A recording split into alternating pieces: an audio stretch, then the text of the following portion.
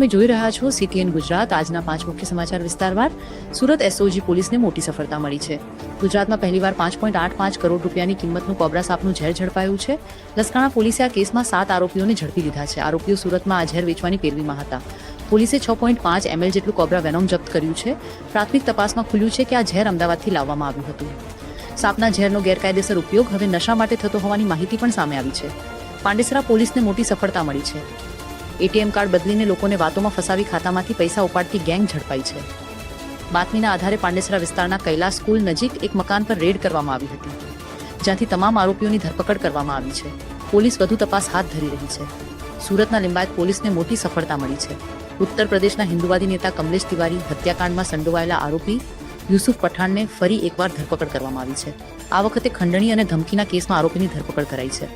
Police દ્વારા ઘટના સ્થળે પહોંચીને રિકન્સ્ટ્રક્શન પણ કરવામાં આવ્યું છે. સુરત સાયબર ક્રાઇમ સેલે 212 કરોડ 87 લાખના ફ્રોડ રેકેટમાં સંડોવાયેલા નાસ્તા ફરતા આરોપીઓને ઝડપી પાડ્યા છે.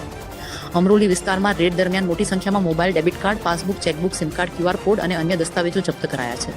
આરોપી સામે આઈટી એક્ટ સહિત અનેક ગંભીર કલમો હેઠળ ગુનો દાખલ કરવામાં આવ્યો છે. બારડોલીમાં ભક્તિ અને સેવાનો અનોખો સંગમ જોવા મળ્યો છે.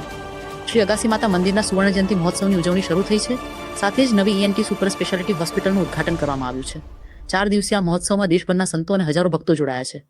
આ કાર્યક્રમ ભક્તિ સાથે માનવ સેવાનો સંદેશ આપી રહ્યો છે.